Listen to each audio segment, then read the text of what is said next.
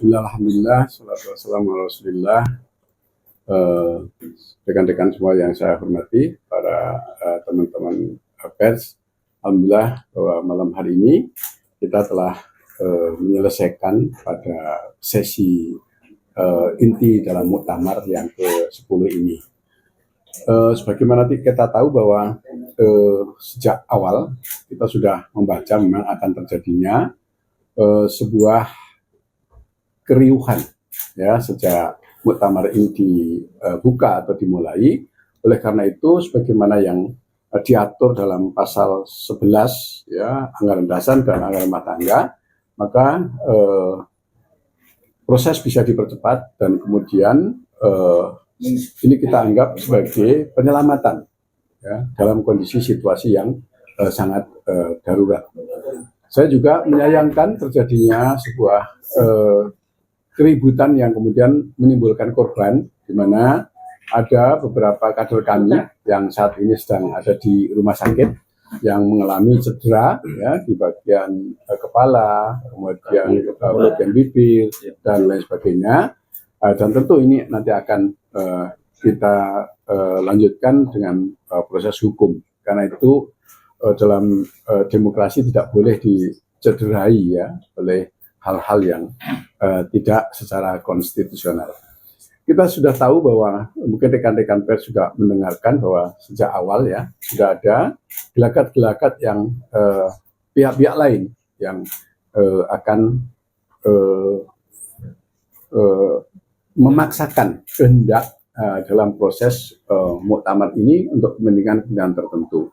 Tetapi Partai Persatuan Bangunan telah memiliki konstitusi dasar yang kuat, yaitu sejak berdirinya partai ini sejak tahun 73 ya, anggaran dasar, anggaran rumah tangga itu secara terus-menerus setelah dilakukan muktamar sampai ke yang 10 pada hari ini itu tidak pernah ada perubahan. Jadi landasan muktamar ini landasannya adalah anggaran dasar dan anggaran rumah tangga. Proses muktamar ini adalah panjang ya, melalui pembentukan OC, kemudian pembentukan SC dan seterusnya. Sehingga muktamar ini kita selenggarakan secara konstitusional. Namun demikian memang ada pihak-pihak lain yang memiliki kepentingan tertentu yang secara ilegal itu kemudian menimbulkan juga sebuah keriuhan. Oleh karena itu pimpinan sidang dan ketua OC langsung mengambil langkah-langkah cepat dan itu dibenarkan oleh anggaran dasar dan anggaran rumah tangga.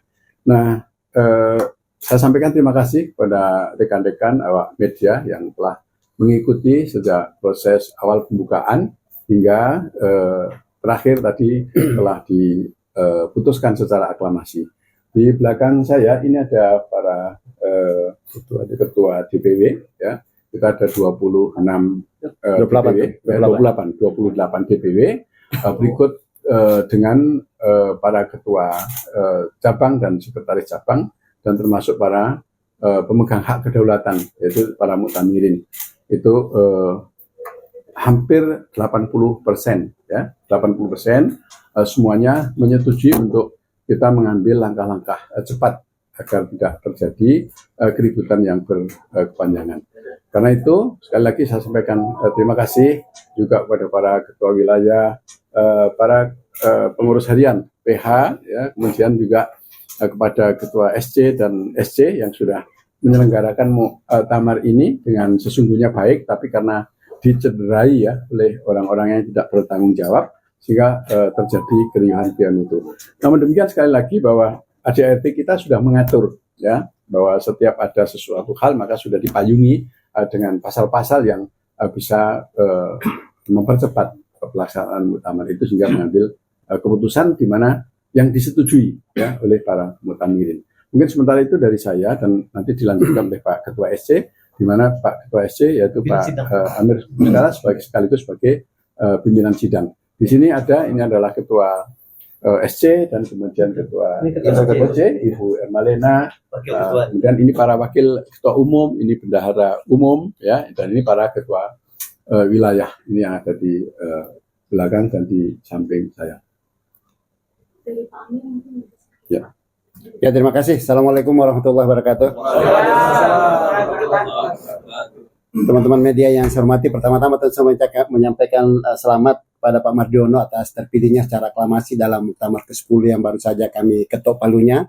Saya sampaikan kepada teman-teman media bahwa memang tadi ada sedikit dinamika sidang dalam pembahasan muktamar tadi, dalam pembahasan tatib muktamar, cuma memang dalam pasal 11 di rancangan tatib muktamar itu sudah dijelaskan bahwa pada pemilihan ketua umum harus dihadiri secara fisik oleh para muktamar, peserta muktamar. Dan setelah itu saya bacakan, saya langsung meminta kesepakatan dari seluruh peserta muktamar, apakah setuju karena sudah hadir, apakah setuju untuk kita aklamasi dengan Pak Mardiono. Ternyata mereka setuju dan saya ketok palu. Jadi setelah itu mungkin keributan dilanjutkan dan kami sudah meninggalkan sidang karena memang sudah ketok palu. Jadi saya kira ini sebagai penyampaian kepada teman-teman karena memang tadi ada dinamika yang sangat tinggi di arena muktamar. Saya lihat sekarang ini alhamdulillah teman-teman sudah 28 DPC, bahkan tadi pada 2 lagi, ya berarti ada 30. Ada 30 ketua DPW yang sudah hadir bersama-sama dengan kita, yang tadi juga hadir dalam ruang sidang. Cuma diganggu oleh segelintir atau beberapa orang yang membuat dinamika menjadi tinggi di ruang sidang. Tapi sekali lagi, insya Allah kami sudah sepakat dengan seluruh DPB bahwa tadi memang kita sudah ketok palu dan menyampaikan selamat ke Pak Mardiono yang terpilih secara aklamasi, dan kita berikan kesempatan untuk menyusun kepengurusan bersama 8 formatur yang sudah terbentuk, yaitu 5 dari DPW dan 3 dari DPP mendampingi Pak Mar jadi 9. Saya kira itu sebagai informasi kepada teman-teman. Sekali lagi terima kasih. Insya Allah mudah-mudahan ini menjadi salah satu awal dari kebesaran P3 ke depan. Amin. Ya. Ini sidang yang tadi di bawah di ruang awal pembukaan itu. Iya, itu kita selesaikan. Baru sidang jadwal pertama nih. Kita lanjutkan langsung tadi. Makanya saya bacakan tadi bahwa ini kita sudah hadir semua, dan semua keputusan dalam muktamar apabila sudah hadir semua itu bisa dilakukan. Nah, jumlah pesertanya kan ada sekitar tadi dibahas juga di dalam, kan baru diketok 1.304 ya. atau 394, ya. 304. Ya. Nah, itu berarti semua udah sepakat Pak Mardiono. Ya. Karena waktu saya ketok palu tidak ada yang protes. Ya. Jadi waktu saya tanyakan apakah kita sepakat untuk Pak Mardiono aklamasi, cuma kursi lewat-lewat, jadi saya langsung ketok. Yang saya dengar cuma orang setuju. Nah, itu baru tidak masalah. Ibaratnya sudah memilih ketua umum tapi belum LPJ. Nah, itu kan kesepakatan mutamirin. Kita kalau sudah ada kesepakatan apapun bisa dilakukan kalau dalam muktamar. Dan ini ada jurisprudensi ketika Pak Naro terpilih sebagai ketua umum P3 itu tahun juga 81. Tahun 81 itu juga langsung pemilihan aklamasi ketua umum. Mungkin saya tambahkan sedikit. Sejak awal saya tidak pernah menginginkan pencalonan saya, dan saya juga tidak pernah deklarasi. Kami juga tidak membentuk tim sukses, ya. Yang ada itu adalah relawan, ya. Nah kemudian ternyata memang sebagaimana sejak beberapa bulan yang lalu, di mana di daerah itu menginginkan agar saya melanjutkan kepemimpinannya menjadi definitif, ya, yaitu untuk periode tahun 2025 tahun 2030.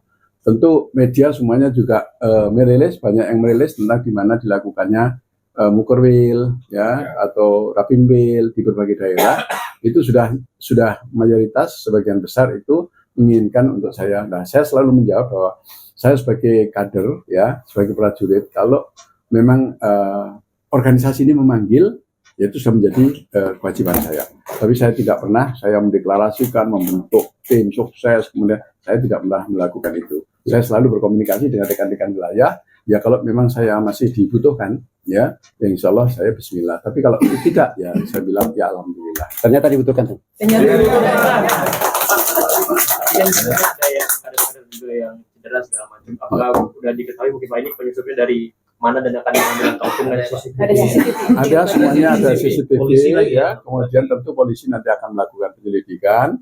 Nah tentu rekan-rekan juga sudah tahu ya bahwa sejak 2 minggu terakhir itu sudah ada beberapa kelompok-kelompok yang ingin secara ilegal, ya, untuk ya dengan catatan mungkin, ya, mengambil alih secara paksa, dan itu tidak dibenarkan menurut ADART, ya, karena partai P3 adalah partai kader yang memang ini seluruh kader yang ada di sini juga berproses, ya, dari bawah, para ketua wilayah, para sekretaris wilayah, dan para wakil ketua umum, maksud saya sendiri. Jadi belum pernah ada sejarah di P3 ini tiba-tiba ya orang dari luar itu kemudian masuk. Nah, tentu rekan-rekan media juga memahami bahwa setiap organisasi, ya bahkan negara, atau juga rumahnya rekan-rekan media di rumahnya kan juga ada aturannya kan. Kalau tiba-tiba tetangga atau orang lain masuk langsung masuk ke kamar ya nggak bisa kan. Ya kalau masuk ya sebagai tamu lah gitu yang harus Oke ya. Berarti muktamar sudah selesai ya. Selesai. 2 hari ke depan tidak ada agenda lagi, Pak. masih ada ya, masih ada nanti hari Senin Berarti penyusunan kepengurusan. Oh, itu urusan formatur. Pemeriksaan, informator, dan kemudian selanjutnya di hari Senin nanti tanggal 29 itu akan ada BIMTEK. Ya. Oke. Nah, ini kan hari Senin juga ada penutupannya kawan Pak. Apakah nanti Pak Presiden bakal diundang atau dari partai lain juga bakal diundang? Kami Kita sudah lihat. mengundang ya kepada Bapak Presiden. Nah, soal ya namanya Bapak Presiden mungkin apakah ada waktu atau tidak ada waktu itu nanti tentu akan kita komunikasi. Oke ya. Untuk yang 2 orang yang di rumah karena itu Pak Agus sama Pak Berkanani itu sempat hadir nggak ke sini di Muktamar? Tadi bahwa timnya Pak Usnan datang. Ada timnya Pak Usnan. Memang kalau ya tamu yang nggak diundang ya itu dalam muktamar itu nggak berkewajiban untuk hadir. Iya, kamu saat ada tamu nggak Kita diundang, nunggu ucapan selamat dari para kandidat yang lain. Terima kasih.